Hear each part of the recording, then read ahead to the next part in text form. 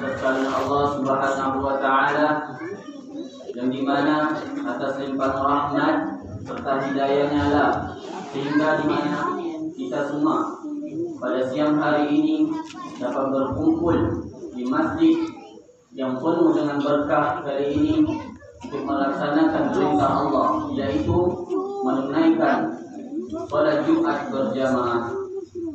Salawat serta salam semoga tetap tercurah pada junjungan kita, pada junjungan alam semesta, Nabi besar Muhammad sallallahu alaihi wasallam, yang dimana oleh karena beliaulah yang telah membawa kita dari zaman kegelapan menuju zaman terang benderang. Semoga salawat tersebut selalu tercurahkan oleh pada keluarga, sahabat, serta pengikut beliau hingga akhir zaman. Semoga kita termasuk dari umat Nabi Muhammad di akhir kiamat nanti.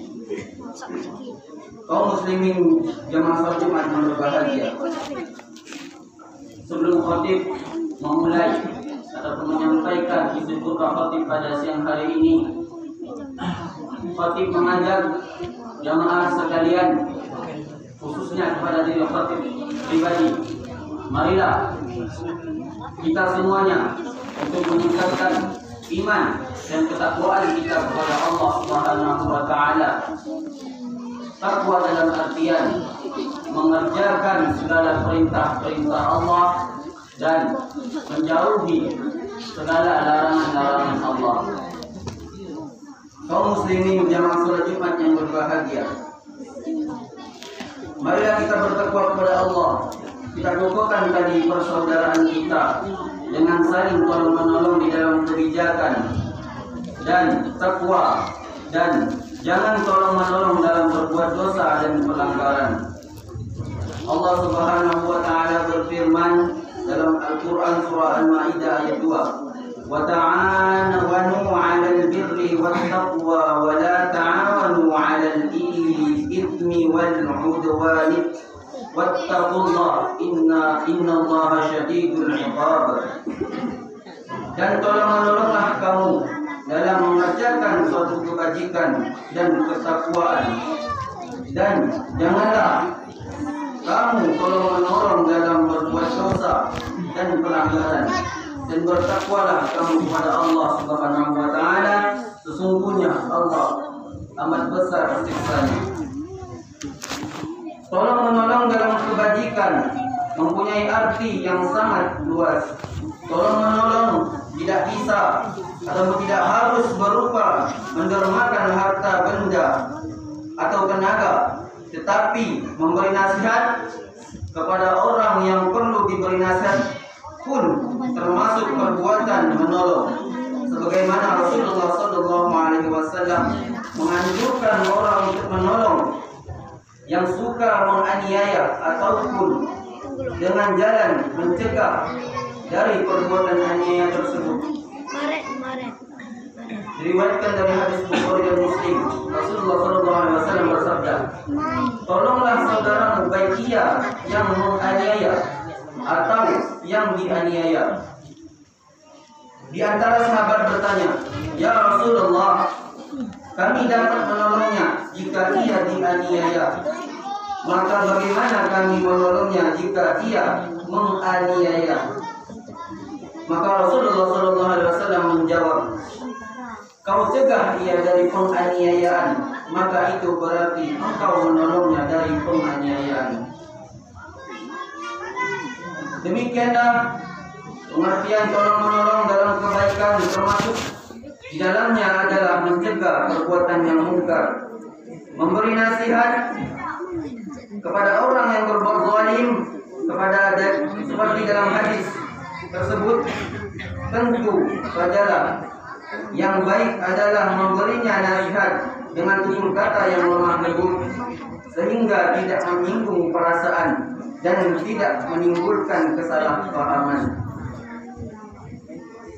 Untuk lebih jelasnya, marilah kita lihat di firman Allah Subhanahu wa Ta'ala dalam Al-Quran surah At-Taubah ayat 71, yang artinya, dan orang-orang yang beriman, laki-laki dan perempuan, sebagian mereka adalah menjadi penolong bagi sebagian yang lain.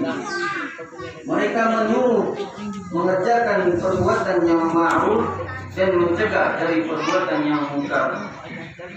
Kaum muslimin yang berbahagia, sebagai orang mukmin tentu berkeinginan agar temannya ikut memperoleh kebahagiaan.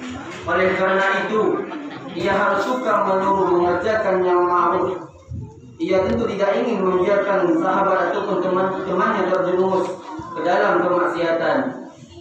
Oleh karena itu, ia memperingatkan teman-temannya agar tidak berbuat yang munkar. Sebab pada hakikatnya orang-orang mukmin yang satu dengan yang lain adalah bersaudara. Allah Subhanahu wa taala berfirman yang artinya sesungguhnya orang-orang mukmin adalah bersaudara. Karena itu demikianlah di antara kedua saudara-saudaramu, dan bertakwalah kepada Allah supaya kamu mendapat rahmat. Al-Quran surah Al-Hujurat ayat 10.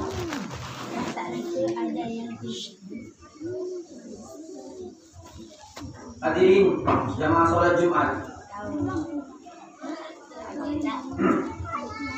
dari keterangan di atas kita dapat memetik pelajaran bahwa tolong menolong yang dapat dianjurkan mempunyai pengertian dua macam.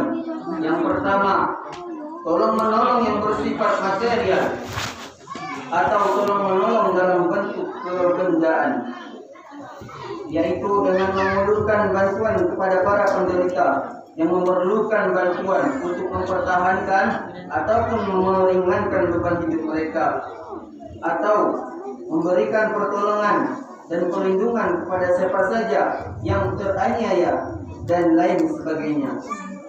Dan yang kedua ialah tolong menolong dalam bentuk spiritual, yaitu tolong menolong untuk berbuat baik dan takwa. Menolong dalam kemaksiatan, misalnya orang tidak diperbolehkan menjual senjata tajam, apalagi meminjami kepada orang yang akan membunuh atau merampok dan lain sebagainya. Demikian Islam menyerukan kepada umatnya agar umat Islam menjadi warga yang utuh, suka bergotong royong, saling tolong menolong. Nabi Muhammad SAW bersabda yang diriwayatkan oleh hadis Bukhari dan Muslim yang artinya, perumpamaan orang-orang mukmin di dalam kecintaan mereka, belas kasih mereka, kelembutan mereka bagaikan satu badan. Apabila salah satu di antara anggota badan tersebut menderita, maka menjalarkan penderitaan itu ke seluruh badan hingga tidak bisa tidur dan terasa panas. Hadirin jamaah sholat Jumat yang berbahagia, akhirnya marilah kita pupuk dan kita suburkan jiwa dan rasa tolong menolong kepada sesama hamba. Dan jangan lupa kita laksanakan dengan penuh keikhlasan karena Allah. Jangan mempunyai pamrih apa-apa kecuali hanya untuk mencari keridhaan Allah. Akibatnya jika kita pamrih itu tidak terwujud, maka akan terjadilah kekecewaan yang bisa memungkinkan seseorang menjadi apatis, acuh, dan bahkan sampai terputus asa.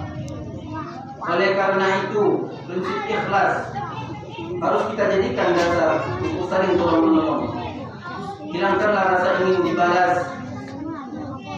Ingat, ingin menghormati atau ingin dipuji di dalam setiap menolong. Qala Allah Ta'ala, a'udzu billahi minasy syaithanir rajim.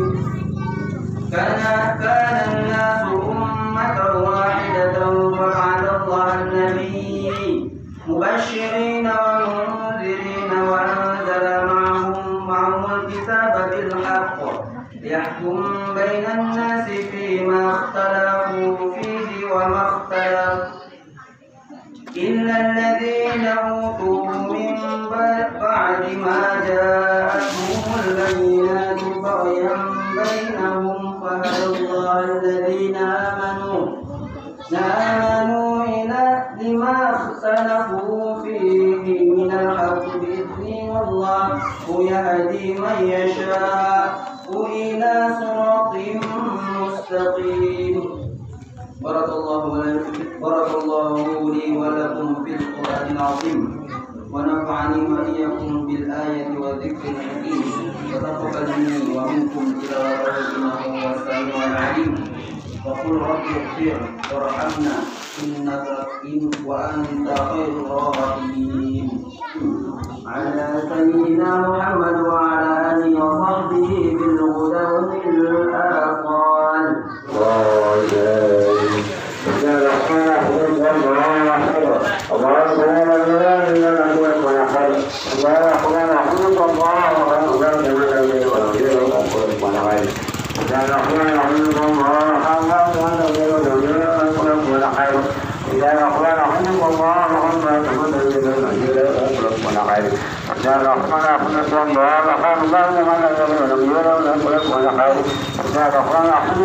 Alhamdulillah.